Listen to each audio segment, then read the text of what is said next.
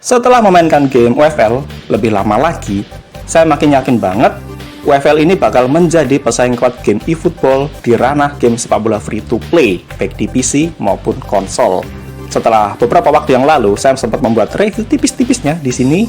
Sekarang akan kita bahas beberapa persamaan dan perbedaan antara UFL dengan eFootball, serta apa sisi positif yang bisa kita harapkan dari persaingan keduanya nanti.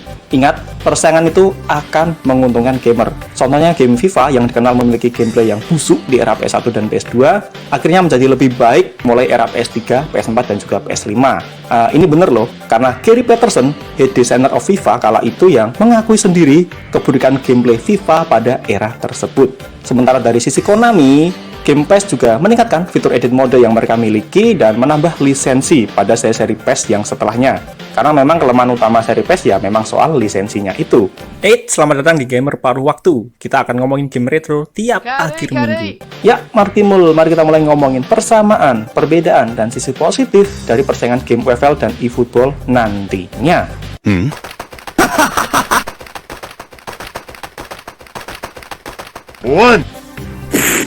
Oke, sekarang apa saja sih persamaan antara UFL dan eFootball? Yang pertama tentu saja, keduanya dirilis sebagai game sepak bola free to play dan berkonsep pada fantasi football, yang fokus utamanya ke mode online dan UD gacha, serta memiliki mode lokal atau offline yang amat sangat minim. Meski UFL menyatakan untuk saat ini akan fokus pada platform PS5 dan PC terlebih dahulu, dan akan menyusul versi mobilenya di masa mendatang. Ini tentu nantinya mereka bakal bersaing dengan eFootball yang juga sudah terlebih dahulu rilis di PS5, PC, dan juga mobile. Meski Konami juga rilis di lebih banyak platform, yaitu PS4 dan juga Xbox Series. Soal lisensi juga sama, UFL dan eFootball ini lebih fokus ke lisensi para pemainnya melalui lisensi FF Pro. Memang ada juga lisensi resmi untuk klub, dengan game UFL memiliki sangat sedikit lisensi klub resmi. Sementara game eFootball memang memiliki lebih banyak lisensi baik klub maupun kompetisi, tapi jumlah lisensinya makin tahun makin berkurang jumlahnya. Dengan pada update terbarunya yang kemarin, eFootball justru menghapus lisensi Liga Meksiko, setelah sebelumnya juga menghapus Liga Chili. Ya, kita realistis saja, pada game berkonsep fantasi football, jumlah lisensi klub atau kompetisi memang tidak penting. Ya, gimana lagi, mayoritas usernya juga lebih berfokus ngumpulin dan mengoleksi player card untuk membentuk tim impian versi mereka, dan jarang banget ada yang membentuk tim sesuai dengan komposisi pemain pada suatu klub yang ada di dunia nyata. Kemudian persamaan terakhir, tentu saja soal game engine-nya, di mana baik UFL maupun eFootball sama-sama menggunakan Unreal Engine.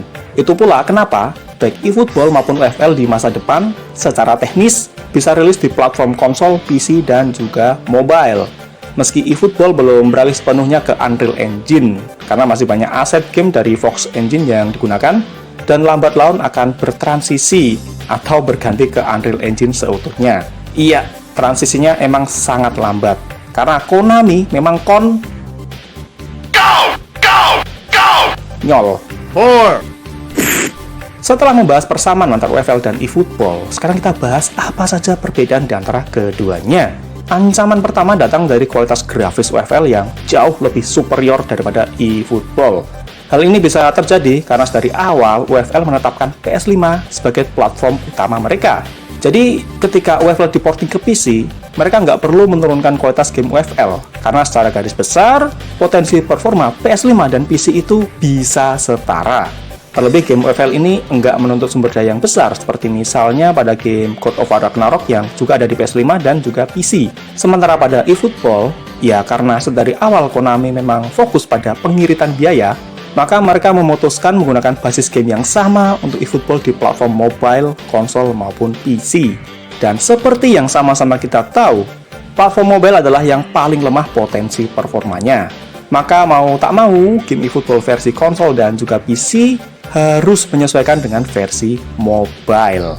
Dan ini berbeda, misalnya dengan EA yang menggunakan dua basis game yang berbeda untuk FC Mobile dan FC reguler. Itu kenapa kita melihat perbedaan kualitas yang amat sangat jauh antara FC Mobile dengan FC 25 versi konsol maupun PC. Kemudian perbedaan paling utama dan yang paling mengancam untuk eFootball adalah karena UFL meniru persis arah konsep gameplay EAFC.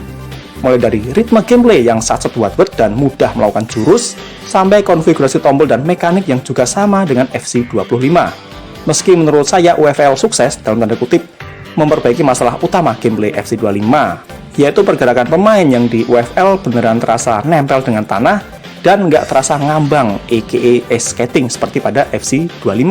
Hal ini saya harapkan bakal memberi tekanan besar pada Konami untuk segera meningkatkan kualitas game eFootball mereka. Karena kita tahu, game EAFC adalah game sepak bola dengan jumlah pemain terbanyak di konsol dan PC sampai saat ini. Setidaknya kalau di PC kita bisa lihat dari SteamDB, di mana total jumlah pemain FC25 di PC jauh lebih banyak dari total jumlah pemain game eFootball di PC. Dan ingat, game FC25 baru dirilis pada tahun 2024, sementara game eFootball sejak pertengahan tahun 2021, tapi jumlahnya cuma segini.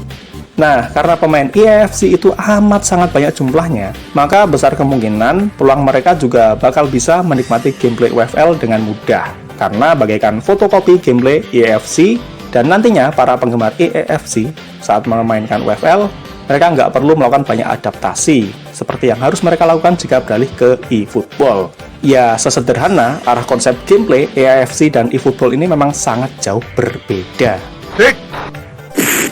Kemudian sisi positif yang bisa kita harapkan, tentu sebagai gamer kita punya opsi game sepak bola free-to-play lain yang setara di PC selain eFootball, dan kedepannya diharapkan persaingan keduanya akan memanas, lalu masing-masing akan berupaya untuk meningkatkan diri. Meski pada aspek eFootball saya cukup ragu, karena fokus utama Konami pada eFootball ini ada di versi mobile, bukan konsol dan juga PC. Setidaknya Konami memiliki kemampuan dan pengalaman membuat mode lokal atau offline yang layak di era Winning Eleven atau PES dibandingkan Striker Inc. yang baru pertama kali membuat game sepak bola. Dapat dikatakan senjata utama eFootball dibandingkan UFL adalah pengalaman Konami ini, dimana jika Konami serius, maka mereka bisa membuat mode lokal yang sudah memiliki penggemar setia, yaitu Master League, Become a Legend, ataupun Custom Cup. Nah, gimana Konami? Kamu perlu ditampol pakai apa lagi, Mbak? Lalu apa baiknya cara kita dalam menyikapi potensi persaingan antara UFL dan eFootball ini? Kalau bagi saya sih mudah aja, yaitu jangan jadi fansboy atau penggemar fanatik. Kita selayaknya bergembira ketika ada produk berbeda yang bersaing di ranah yang sama, karena hal itu akan membuat user memiliki semakin banyak pilihan.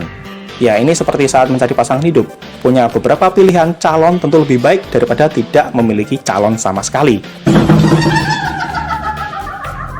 Jadi gimana menurutmu dan apa harapanmu akan potensi persaingan UFL dan eFootball ini?